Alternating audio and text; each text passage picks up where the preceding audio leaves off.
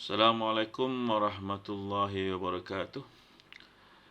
Kali ini kita akan bincangkan bab yang kedua, ataupun topik yang kedua, itu nutrisi dan pengeluaran makanan.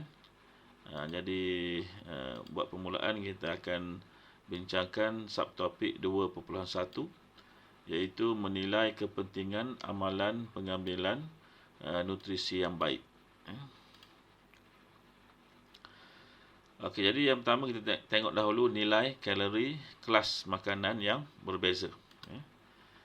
Jadi nilai kalori ialah kandungan tenaga dalam sesuatu sampel makanan apabila 1 gram makanan dioksidakan dengan lengkap. Dalam kalau dalam makmal biasanya kita buat eksperimen, kita akan bakar makanan tersebut dan kita akan perangkap haba yang dihasilkan oleh pembakaran tersebutlah untuk mengira nilai tenaga yang ada dalam sampel makanan tersebut. Okey, jadi diukur dalam unit kalori, CAL ni untuk kalori ataupun kilokalori. Jadi ini adalah ukuran unit yang kita gunakan untuk mengukur kandungan tenaga yang ada dalam sesuatu sampel makanan. Jadi 1 kalori bersamaan dengan 4.2 joule. Jadi joule juga merupakan unit untuk tenaga. 1 kilokalori bersamaan dengan 4.2 kilojoule. Okey, jadi untuk kelas makanan yang pertama, kita ada kelas makanan karbohidrat. Jadi karbohidrat, kamu kena ingat unit terkecilnya merupakan glukosa. Jadi nilai kalorinya dalam unit kilojoule per gram adalah 16.7. Maksudnya dalam setiap 1 gram ada 16.7 kilojoule, kilojoule tenaga. Okey, lemak pula. Ini adalah kelas lemak.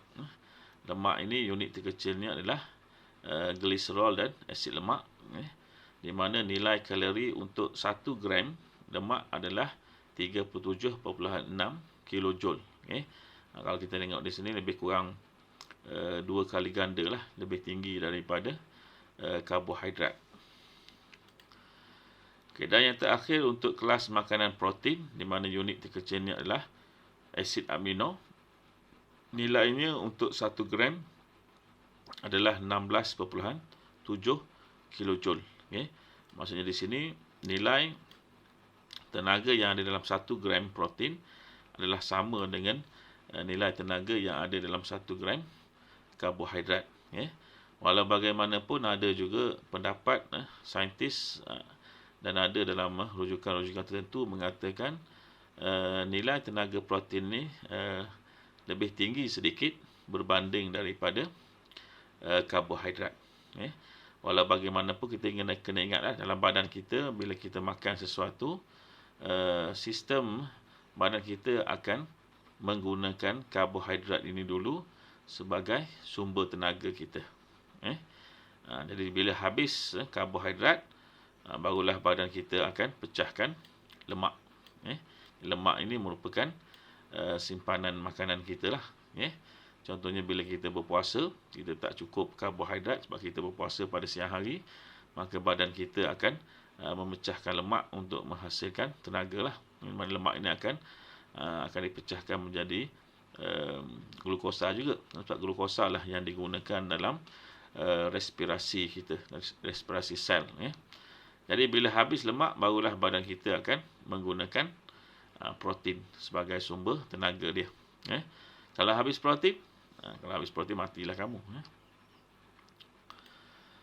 Okey, kemudian kita tengok ni perbandingan dari segi tenaga untuk beberapa jenis makanan. Yang pertama kita ada roti. Jadi kamu kena ingat roti merupakan karbohidrat. Jadi nilai kalori per 100 gram kilojoule adalah 1050. Jika kita ada roti yang kuantitinya adalah 50 gram, maka kita boleh kiralah nilai kalori, jumlah tenaga yang ada dalam 50 gram roti tadi. Kalau 100 gram, ada 1050. Kalau 50 maksudnya separuh daripada 100 gram lah. Maka kita boleh kira 50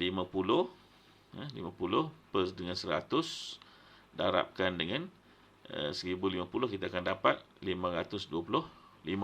Kerana 50 ini adalah separuh daripada 100. Kita boleh kecilkan sini 50 darab 1, 50 darab 2.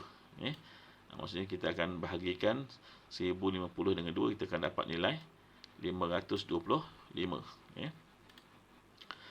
Okey, sebenarnya kita ada nasi. Nasi juga merupakan karbohidrat. Jadi nilai kalori per 100 gram adalah 1500.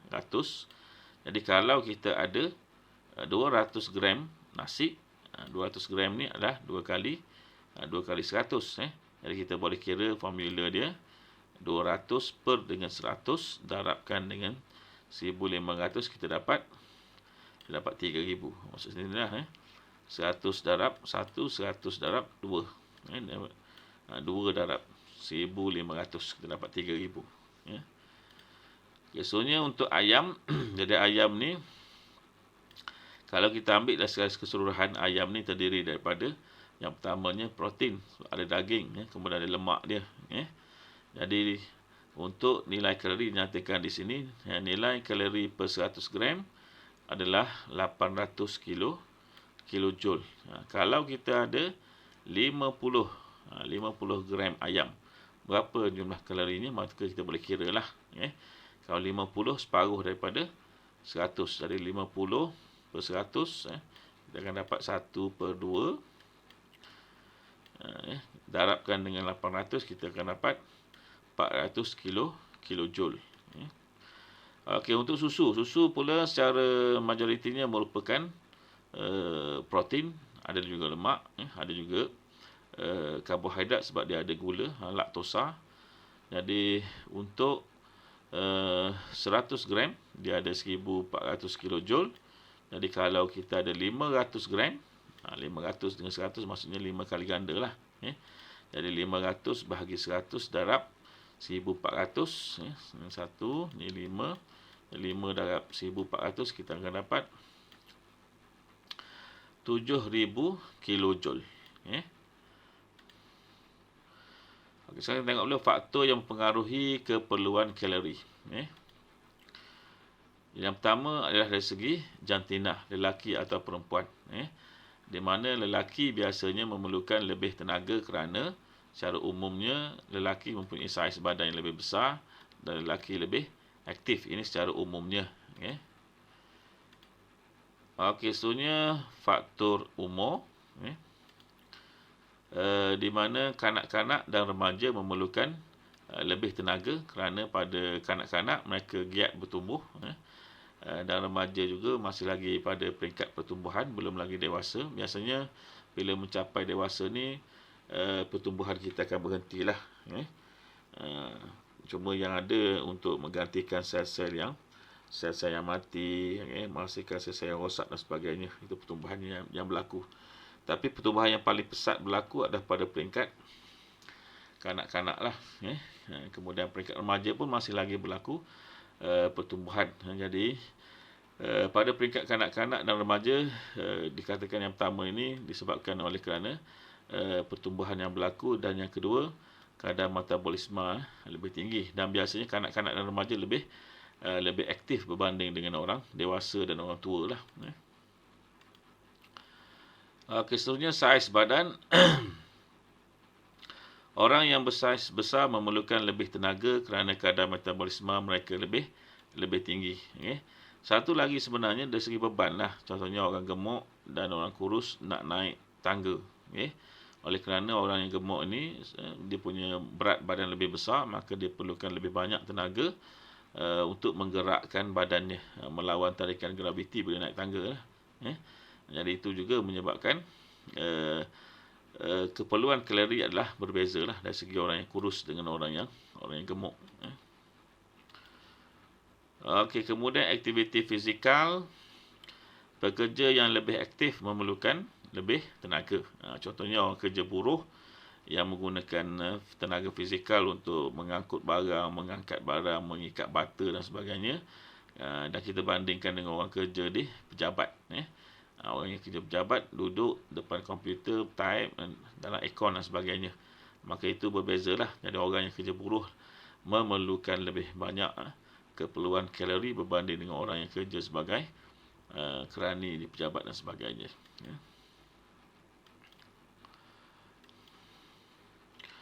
Okey, sebenarnya keadaan kesihatan, pesakit memerlukan lebih tenaga untuk melawan penyakit. Sebabnya untuk melawan penyakit ini kita yang pertamanya perlu menghasilkan antibody. Antibody ini dibuat daripada protein dan sebagainya. Jadi untuk menghasilkan lebih banyak sel antibody, badan perlu lebih banyak tenaga. Dan juga kalau orang itu, contohnya orang yang accident banyak luka dan sebagainya. Jadi untuk menyembuhkan lukanya, badan perlu menghasilkan banyak sel-sel yang baru. Jadi itu juga perlu kepada lebih banyak tenaga. Penghasilan sel yang baru perlukan kepada tenaga. Contoh di sini lah orang sakit ni. Okey, seterusnya suhu persekitaran. Orang yang berada di persekitaran sejuk memerlukan lebih tenaga untuk mengekalkan suhu badan. Rasionalnya bila kita berada di kawasan yang sejuk, kita akan mengalami kehilangan tenaga haba daripada badan kita. Dan kena ingat kita sebagai mamalia, kita mengekalkan suhu badan pada 37 darjah Celsius. Jadi untuk mengekalkan suhu tersebut, badan kita akan menghasilkan banyak tenaga haba lah untuk memanaskan semula badan kita mencapai suhu 37 darjah Celsius. Jadi ini memerlukan lebih banyak kalori lah. Jadi inilah faktor-faktor yang mempengaruhi keperluan kalori. Kita ada 1, 2, 3, 4, 5, 6. Secara umum. Okey, sebenarnya masalah kesihatan berkaitan dengan nutrisi. Jadi malnutrisi berlaku kerana kekurangan gizi ataupun terlebih nutrien. Jadi malnutrisi tak semestinya berlaku pada orang-orang yang kelaparan sahaja ataupun berlaku kepada negara-negara yang mengalami kebuluran sahaja. Malaysia pun boleh berlaku malnutrisi walaupun kita berlebih makanan. Kerana malnutrisi merujuk kepada kekurangan gizi berdasarkan pada piramid makanan lah, keperluan makanan kita. Kita tengok yang pertama, kita ada penyakit dinamakan sebagai marasmus. Gejala dia kurang berat badan, tangan dan kaki kurus. Jadi disebabkan oleh kekurangan karbohidrat. Cara mengatasi, digalakkan pengambilan nasi dan juga gandum yang merupakan contoh karbohidrat. Ini contoh contoh kepada orang yang mengalami marasmus. Okey, seterusnya kita ada penyakit dinamakan sebagai kwashiorkor. Ini antara penyakit yang popular yang ditanya dalam soalan SPM. Okey, gejala dia pengumpulan cecair dalam badan. Kalau kamu tengok gambar di sini, perutnya dia buncit. Ini disebabkan oleh pengumpulan cecair dalam badan. Jadi disebabkan oleh kekurangan protein. Cara mengatasi, jadi orang yang mengalami masalah ini bolehlah mengambil dalam diet mereka susu. Ini sumber protein, ikan, daging. Ini semua merupakan sumber protein. Okey, seterusnya rabun malam. Gejala dia rabun pada waktu malam. Maksud pada waktu malam dia kurang nampak lah. Jadi disebabkan kekurangan nutrien vitamin A. Cara mengatasi, kita ambil lah pemakanan itu mestilah dalam mengambil bahan-bahan yang ada vitamin A. Contohnya telur kuning dan juga keju. Dan makanan-makanan lain jugalah. Okey, so kita ada penyakit beri-beri. Gejala dia tiada selera makan, lemah anggota badan disebabkan kekurangan vitamin B1.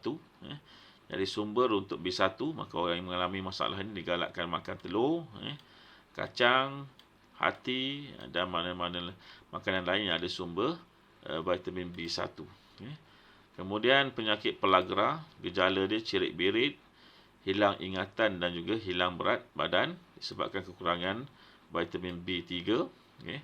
Cara mengatasi pengambilan makanan telur kuning, sayur-sayuran dan juga hati yang merupakan sumber vitamin B3. Kesunya penyakit scurvy, gejala dia gusi, gusi bengkak dan berdarah, disebabkan kekurangan vitamin C. Jadi pemakanan mestilah lebihkan bahan yang mengandungi vitamin C, iaitu sebagai contohlah buah dan juga sayur-sayuran.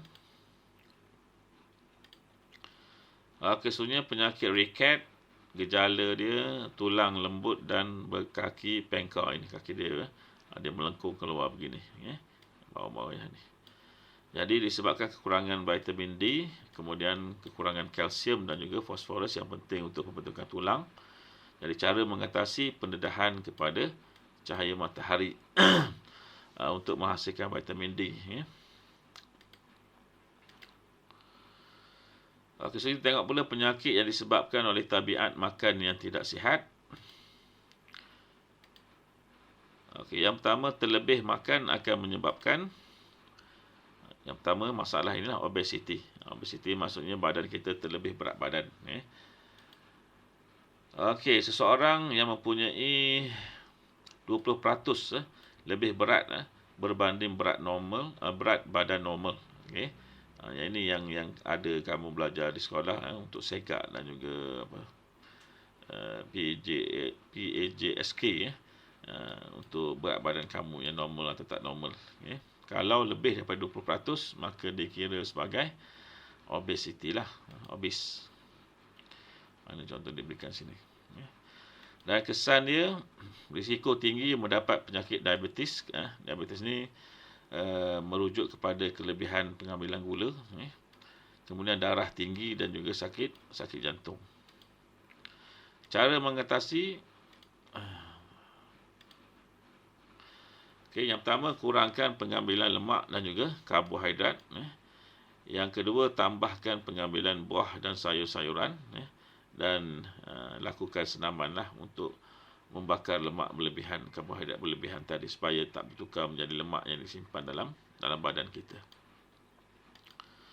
Okey, untuk kurang makan pula akan menyebabkan, yang pertama, kita ada anorexia nervosa. Ini merupakan lebih kepada penyakit psikologi, penyakit untuk orang-orang yang bimbang tentang pertambahan berat badan dan tidak makan langsung.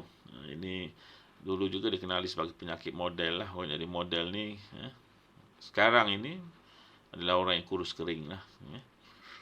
Jadi untuk mengekalkan imej cantik tersebut, mereka tak makan dan sebagainya lah. Ini contohnya, boleh nampak nampak semuanya, rangka-rangka semua nampak. Jadi ini anorexia nervosa. Kesan dia sangat kurus dan boleh menyebabkan tekanan perasaan. Dan cara mengatasi, pengambilan diet seimbang dan dapatkan nasihat doktor dan juga psikiatris lah, ataupun kaunselor untuk membetulkan pemikiran mereka. Okey, so kita tengok pula bagaimana arteriosklerosis terbentuk. Disebabkan oleh pengambilan daging dan makanan bergoreng secara berlebihan yang mengandungi lemak tepu dan kolesterol yang berlebihan. Jadi arterio ini merujuk kepada salur darah arteri. Sklerosis, penempelan, biasanya melibatkan penempelan kolesterol lah pada dinding bahagian dalam arteri tersebut.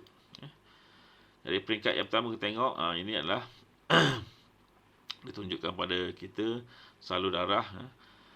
Jadi ini merupakan salur darah kita. Kemudian berlaku di sini penempelan kolesterol bahagian dalam lumen kita di sini. Ini peringkat yang pertama. Peringkat yang kedua, kolesterol terkumpul lebih banyak lagi. Ini berlaku. Jadi ini akan menyempitkan lumen salur darah kita, terutama arteri. Yang berlaku. Peringkat yang ketiga, arteri menjadi semakin sempit, menyebabkan pengaliran darah semakin perlahan dan akhirnya tersekat. Ini kesan dia. Dia tunjukkan di sini warna hitam ini merupakan penggumpalan sel darah lah. Jadi ini tidak normal lah. Bila berlaku penggumpalan sel darah dalam salur darah kamu, maka dia boleh menyekat pengaliran darah tersebut. Itu kesan dia. Jadi bila darah kita tersekat, tidak boleh bergerak, ini boleh menyebabkan banyak masalah. Contohnya stroke. Dan darah ini, kalau kita ingat, menghantar oksigen dan juga nutrien kepada sel yang memerlukannya. Jadi bila sel tak dapat oksigen, tak dapat nutrien, maka dia mula akan mati. Keseluruhnya nutrisi dan tabiat makanan yang baik. Jadi amalkan tabiat makan yang baik dengan mengambil diet seimbang yang mengandungi kesemua kelas makanan dalam jumlah yang betul. Jadi kita ada 7 kelas makanan. Mengikut keperluan tubuh badan seperti yang ditunjukkan dalam piramid makanan. Ini contohnya. Jadi yang paling bawah adalah yang perlu kita ambil dengan lebih banyak lah. Contohnya di sini apa? Kalau kita tengok ada roti, ada cereal, ada mie, ada roti lagi, ada nasi, ada biskut. Jadi ini merupakan sumber karbohidrat. Kemudian kita ada buah-buahan, sayur-sayuran. Ini merupakan kelas selulosa lah, ataupun kelas fiber, kelas pelawas. Kemudian di sini kita ada ikan, daging, susu. Ini adalah bahagian protein, dan yang paling sedikit adalah yang mengandungi lemak lah, terutamanya lemak tepu. Jadi dia tunjukkan di sini kita ada contoh makanan gandum, karbohidrat, buah-buahan dan sayur-sayuran. Kemudian kita ada daging dan makanan tenusu, protein. Kemudian yang akhir kita ada lemak dan gula lah. Ini patut dikurangkan lah. Gula yang dimasukkan sini gula yang kita gunakan lah. Contohnya kita gunakan sukrosa, gula daripada tebu untuk buat air, tambahkan dalam makanan kita dan sebagainya. Itu adalah yang dimasukkan dengan gula. Dan kamu kena fahamlah, karbohidrat sebenarnya juga adalah unit terkecilnya adalah gula juga, glukosa. Tapi gula yang disebut di sini adalah gula tambahan dalam makanan kita. Okey, jadi sekian untuk subtopik ini.